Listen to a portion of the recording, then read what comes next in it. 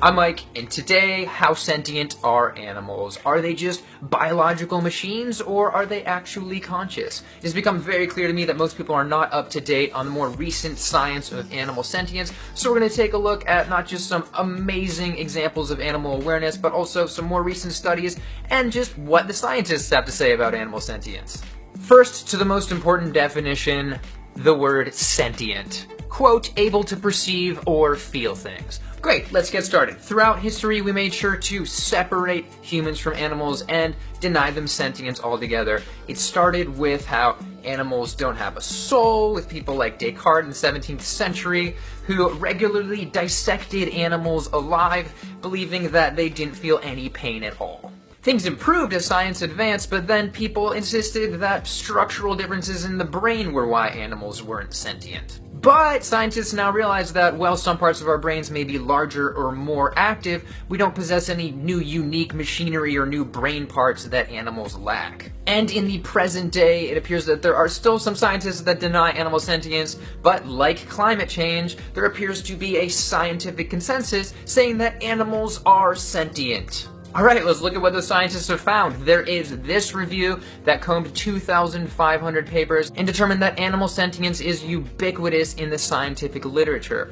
They mapped out the presence of keywords in animal studies that describe sentience, such as boredom, contentment, and anticipation. From those keywords, they seem to have found an increase in the acknowledgement of animal sentience over 21 years, as this chart shows. That's cool and all, or you can just look at what scientists actually have to say, which is very clear in this milestone, the Cambridge Declaration on Consciousness, in which a prominent international group of cognitive neuroscientists, neuropharmacologists, neurophysiologists, neuroanatomists, computational neuroscientists, and even Stephen Hawking gathered at the University of Cambridge in England and signed this document acknowledging that humans are not unique in experiencing consciousness.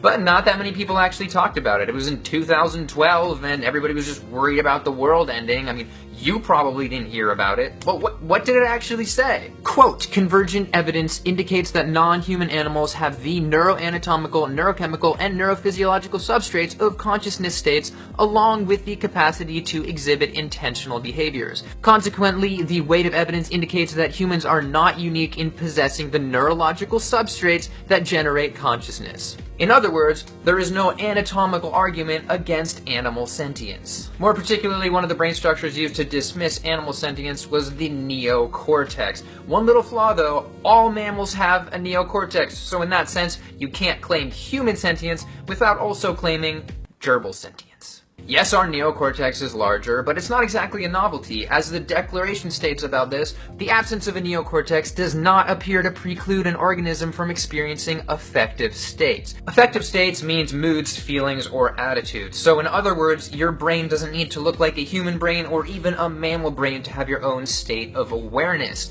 One example of this is birds. Birds are frankly not that relatable for humans, and because of that, their sentience is massively underappreciated. But as the Declaration states, quote, birds appear to offer in their behavior, neurophysiology, and neuroanatomy a striking case of parallel evolution of consciousness.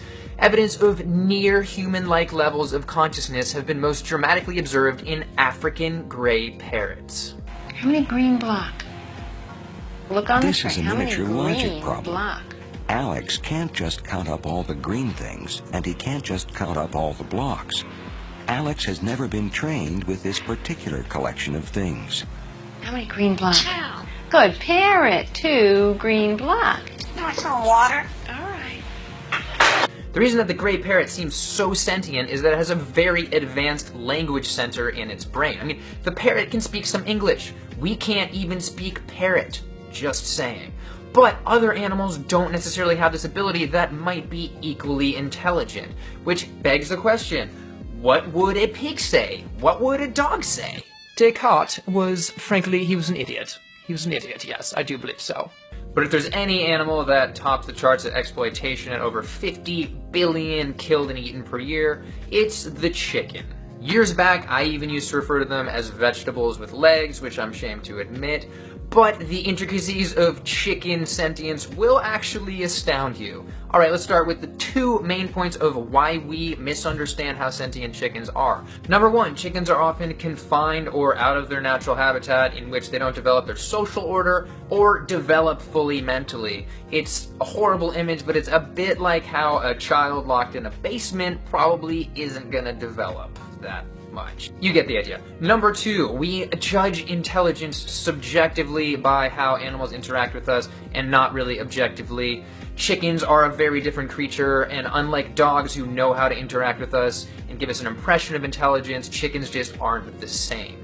Alright, let's do a quick lightning round per se of what scientists have objectively found about chickens. From this Scientific American article, a chicken, quote, can be deceptive and cunning, that it can possess communication skills on par with those of some primates, and that it uses sophisticated signals to convey its intentions. And it can solve complex problems and empathizes with individuals that are in danger. Yes, I said empathize. From this researcher at the University of Bristol who is researching chicken intelligence, quote, we found that adult female birds possess at least one of the essential underpinning attributes of empathy, the ability to be affected by and share the emotional state of another. That's more than I can say about a lot of people. From the book Chicken by Annie Potts, quote, chickens display feelings comparable to those of humans, such as grief, fear, or happiness. There's this paper by Carolyn Smith. She says chickens demonstrate an awareness of themselves as separate from others. They also establish a social order, also known as a pecking order. They have long-term relationships and show long-term memory. And from this study,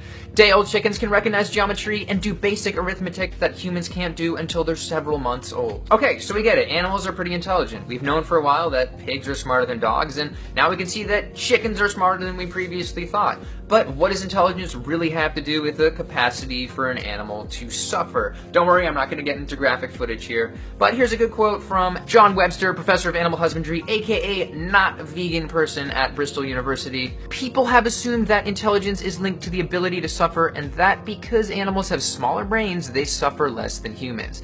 That is a pathetic piece of logic. Sentient animals have the capacity to experience pleasure and are motivated to seek it, just like humans. But one might argue, how do we know we aren't just humanizing these displays of pleasure and pain, which are actually just reflexes that are programmed by instinct? Well, that might be valid if we didn't have so much documentation of things like anticipation and even post-traumatic stress disorder in animals.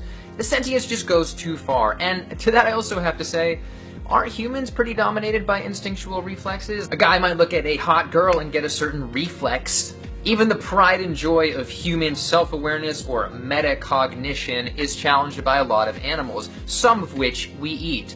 The mirror test is one way to determine self-awareness, but how many animals do you think you pass it? Maybe just the chimpanzee?